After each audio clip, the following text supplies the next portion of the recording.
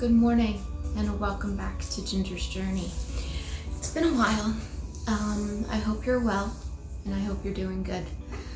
Life's still throwing challenges with the pandemic and just everything in life seems so confusing. I really am nervous about talking about this current subject. It's been weighing very heavily on my mind for the last couple of weeks. And I thought it's about time I address it because it's all involved with my trauma and with the abuse I suffered in the past, and it all kind of intertwines and also goes with my mental illnesses and everything, and something I've experienced for years and sometimes still experience to this day. I bet you're wondering what I'm talking about, and I'm talking about suicidality. The idea of having suicidal thoughts and or ideations or plans or all three. Suicidality is something I've experienced since I was about 9. I never understood where it came from until I realized I was molested at 6, and by the time I was 12, I started self-harming. I would cut, I would use rubber bands. I found creative ways to hurt myself so I wouldn't get caught, and I did get caught a lot when I was a teenager with my cutting. And that was just a way for me to release the negative emotions. I didn't have any positive coping skills, which I will address positive coping skills at the end of this topic, because I'm not going to leave you with just these thoughts about suicidality and self-harm. With that,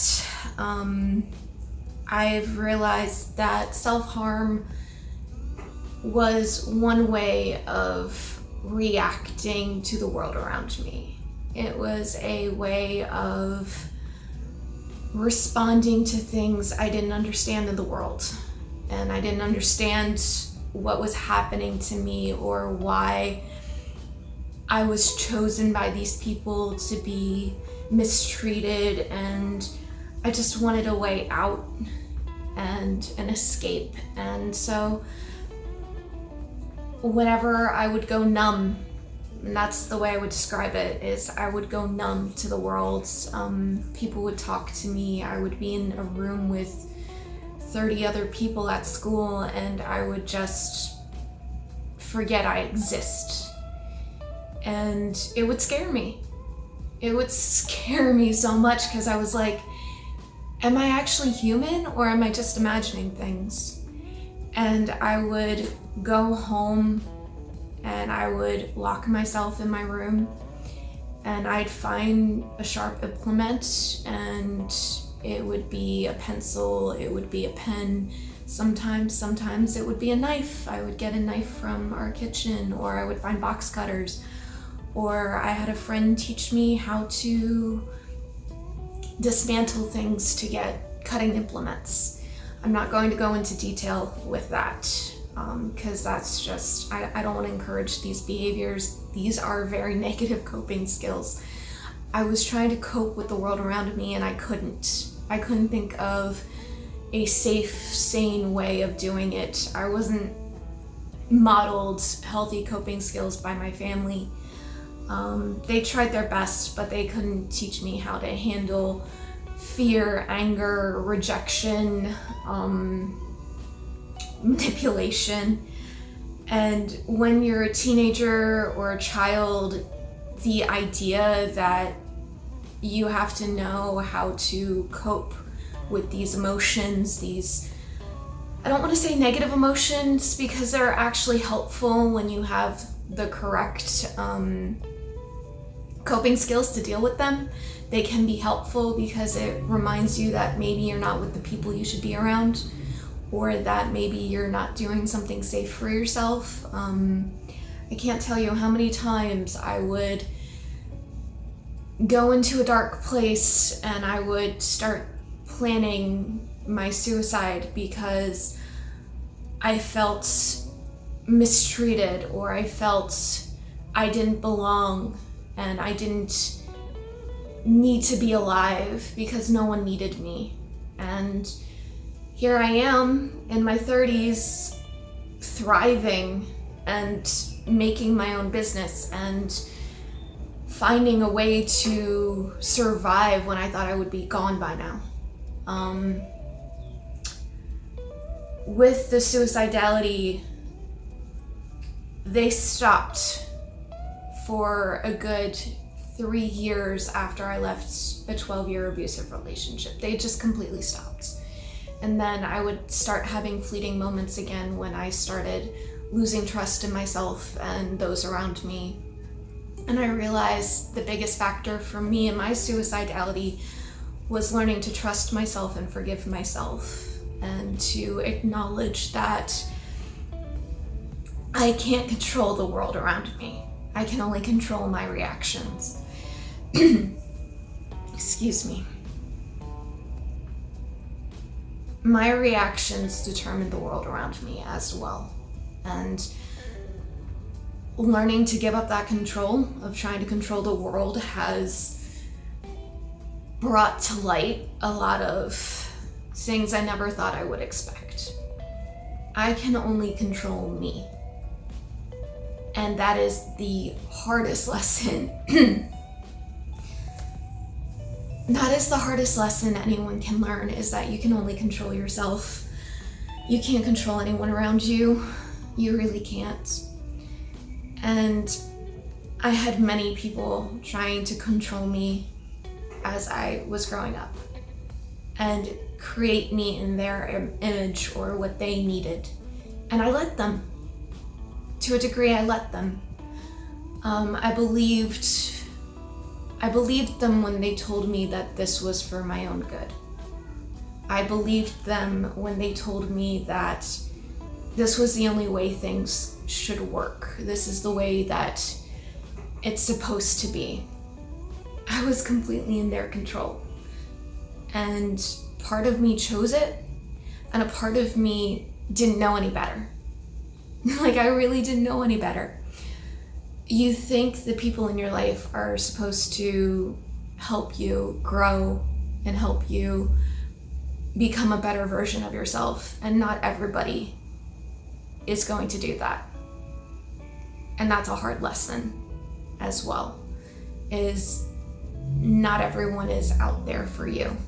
Most people in today's world are out there for themselves, and it's up to you to decide how you react to that. And this all goes back to suicidality, because it's what brings the helplessness, it's what brings the hopelessness, it's what brings the depression, it's what brings the irritability, it's what brings the anger that you don't know how to express.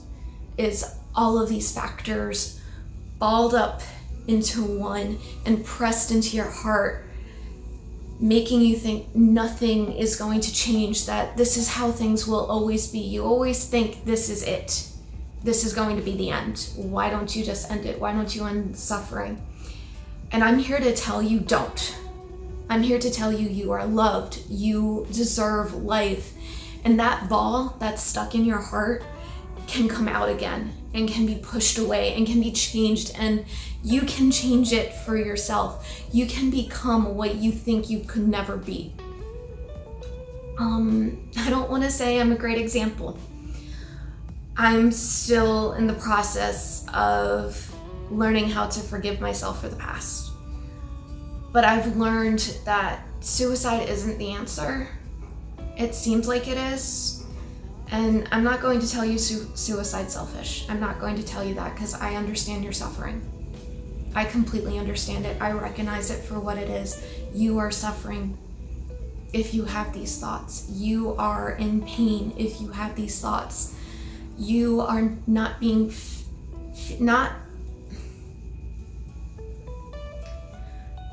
you feel like you're not being seen or heard, and I've been there. You feel like your existence is nothing, and I'm here to tell you it's everything. Wake up in the morning, take a breath. And if you're still in pain, because trust me, I understand pain. My own pain can be so debilitating that I don't do anything for a week or a month. That's how bad my pain can get, my physical pain. And my emotional pain goes right with it. I can just be so debilitated by pain. I can be so absorbed in that pain and so wrapped up in it that I can't escape it for a month. And I'll have no spoons if you go by the spoon theory. And I'll explain that in another video. But the spoon theory essentially is like, you don't have the energy or the wherewithal to do anything else. And when you lose all your spoons, you can't do anything at all. Like, I couldn't even do this video a week ago because I was so wrapped up in my PTSD and so wrapped up in my flashbacks and my nightmares. And in my physical pain, my GI issues were flaring, and instead of letting it get the better of me, I wrote in my gratitude journal every day. That is a coping skill you can do, is a daily gratitude journal. Another great coping skill to help you cope with these suicidal thoughts is distractions. Like, put on your favorite show, call a friend. If you don't have the energy to do any of that, just pick up a book or scroll on your phone. Hit up a friend on Facebook or Instagram, or if you don't do social media, use the email. Email somebody you care about, or look into something that you love. Another great coping skill with suicidality is find a hobby or indulge in a hobby that you haven't in a while. If you're young and watching this and you don't have money to go out or anything, find something around the house that you love doing. Or if you have a pet, cuddle them. Clean. I know that sounds bizarre, but clean. I can tell you sometimes it helps me. Another coping skill that I've learned is deep breathing, and I know people hate hearing it. I know I hated hearing it too, but sometimes it helps. And if deep breathing doesn't work for you, try meditation. If something calm and quieting doesn't work, go for a walk. And if you can't go for a walk outside, pace. I'm being dead serious. Just pace around your house and find a way to use that energy, because it is an energy. When you have that debilitating feeling, there's an energy in there that you can use for your benefit, and it won't have to be detrimental. You can use it to make you feel better. So pace around the house, start on a project around the house if something needs to get done. Do your homework. I know that sounds terrifying because I know I hate doing homework, but it'll take your mind off the pain. It'll give your brain something else to process. And if you have a therapist, call up your therapist. If you need to get your meds adjusted, call your psychiatrist. If you don't have either of those, maybe look into a way of getting one or the other. There are ways to financially afford them if you don't have the money. And with everything going on in the pandemic, they are trying to make mental health more of a priority, which I am happy to hear, depending on the location you're at. I live in California, and it's one of those nanny states, so they try their hardest to actually take care of the people who live here. There are other states that are very similar to this, and I bet you wherever you are right now, you can find a way to get help. I'll leave some links down below to show you some places that are more easily accessible online if you don't have money to seek help, to find a psychiatrist or a therapist, or just to find someone to talk to, because there are peer support groups out there. One last thing I want to leave you guys with is that I know this world is going through hell. I know that myself, I've been going through hell since this pandemic started. You're not alone in this feeling. I am here for you. I know I'm just someone on YouTube making this video, but I am here for you. I am available at any of the links below. I'm going to leave my links below so you can contact me on any of my sites. And if you need someone to talk to, I'm going to find a way to become available for you. And I'm going to be affordable because I am going to be getting my sexual health counseling, and that also involves mental health. So I'm going to try my best to be available, and I know people who are available for mental health counseling. So if you need that, it'll be available for you. I'm also going to be trying to post more often. So just keep an eye out. I know this was a heavy topic. Hopefully you can use the coping skills at the end of the video.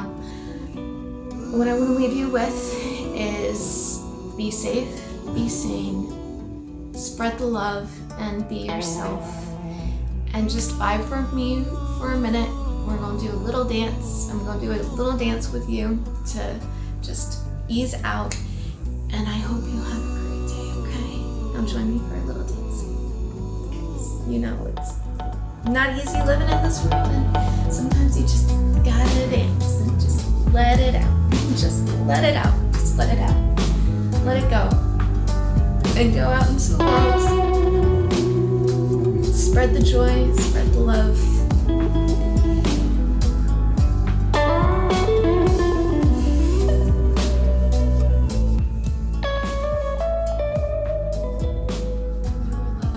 You are worthy. Be safe. Take care. Love. Dangerous Ginger.